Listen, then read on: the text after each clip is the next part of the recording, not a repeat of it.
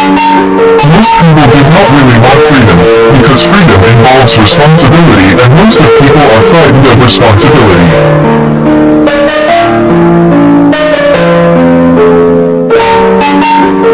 I'm a lover, not a fighter, but I will fight for what I love. Definition is stupid knowing the truth, seeing the truth, but still believing the words.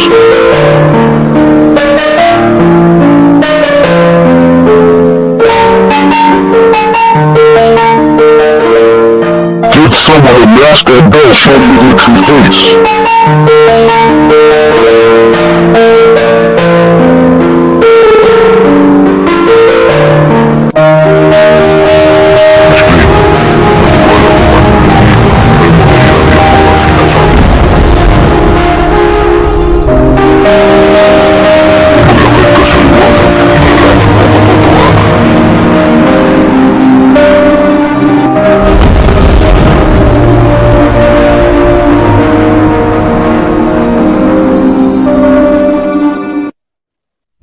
I'm to censor myself to comfort your needs.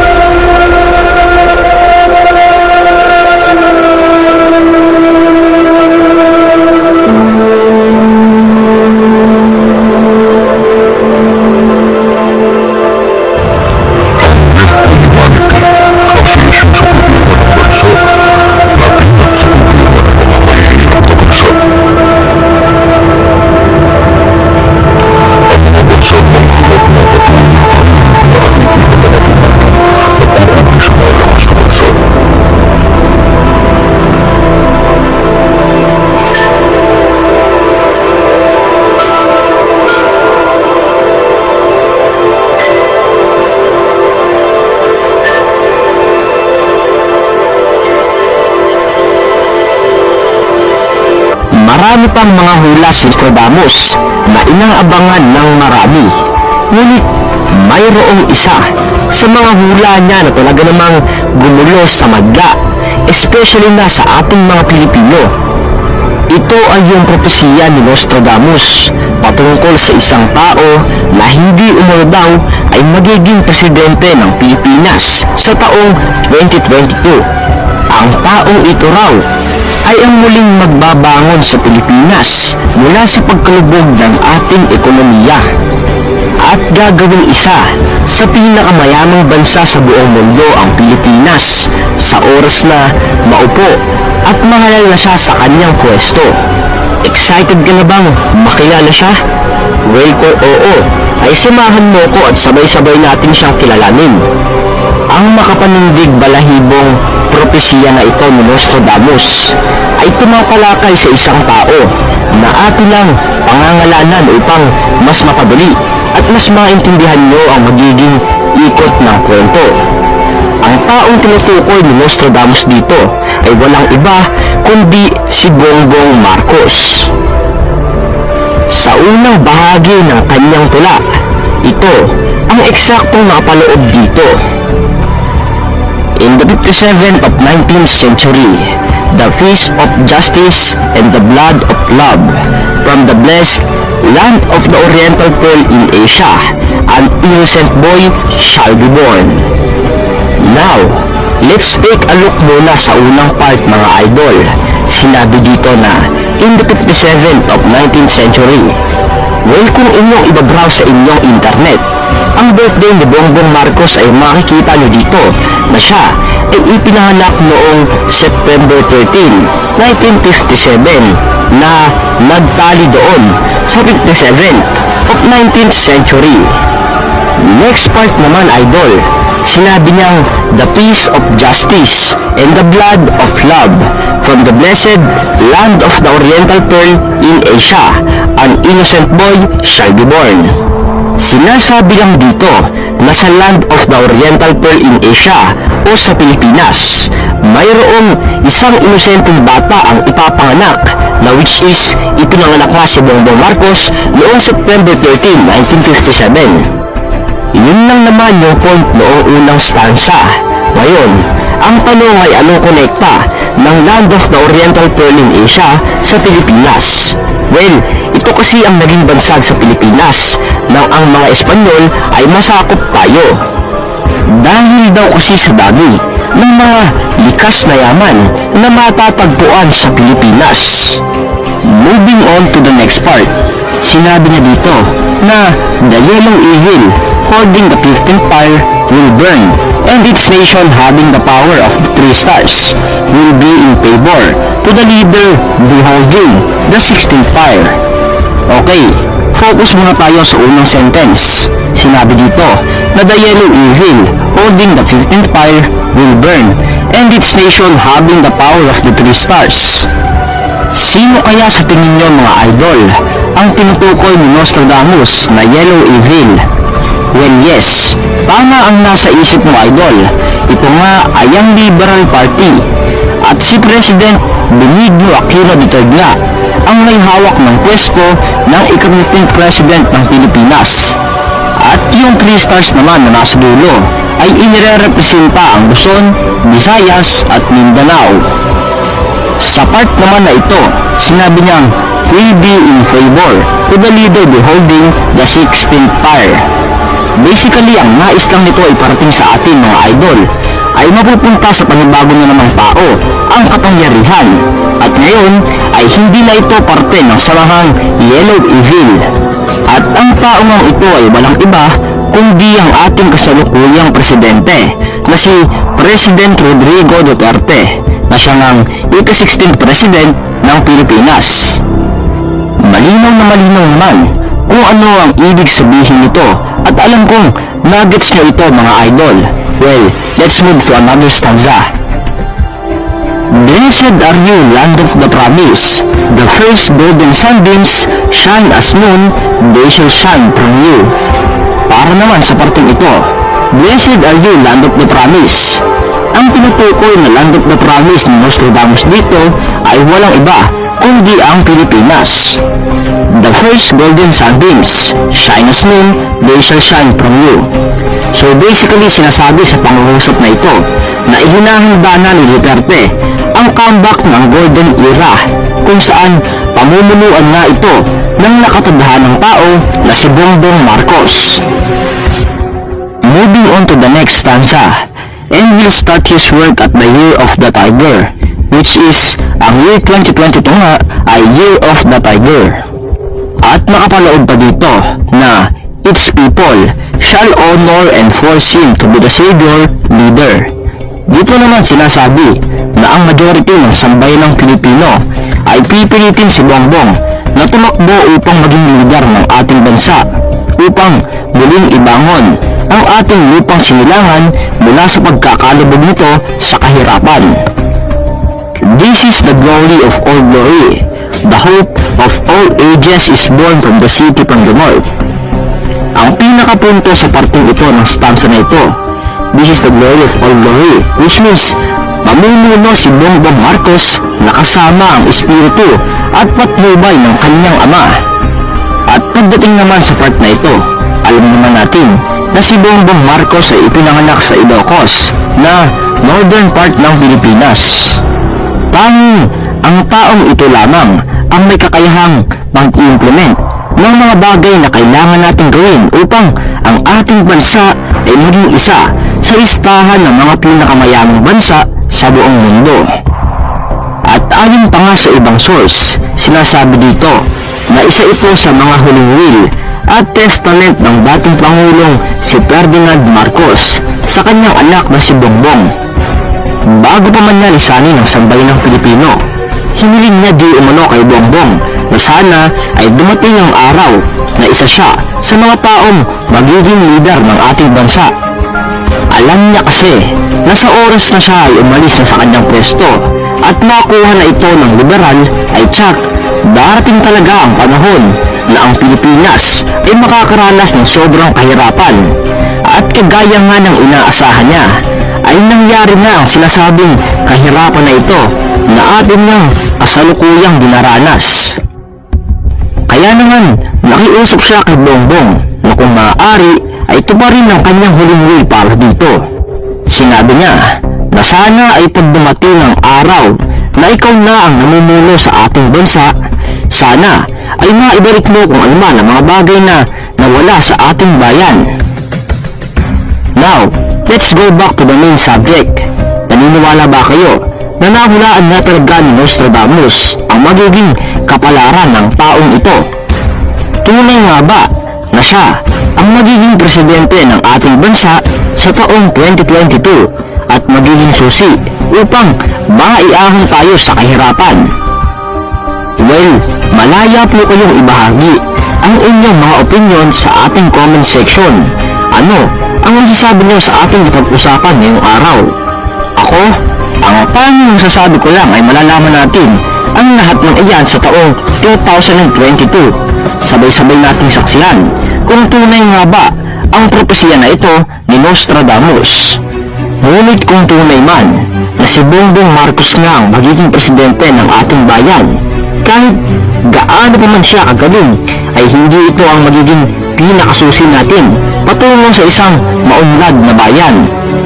Kailangan pa rin na siyempre na ang kanyang mga taong pinamumunuan ay mayroong disiplina, pakikisama at pagmamahal sa bayan. Sino ang mga taong iyon? Well, sino pa ba kundi tayong mga Pilipino, lalong-lalo na sa mga panahon na ito. Kailangan ng ating bayan ng mga taong magmamahal sa kanya upang muli siyang makabangon. At bawat isa sa atin ay mayroong kakayahan na gawin ito. Dito ko na po tatapusin ang video ito. Sana ay nag-enjoy at may natutunan kayong kanibago sa ating napag-usapan. Maraming salamat mga idol sa pakikinig. Hanggang sa susunod naman, paalam!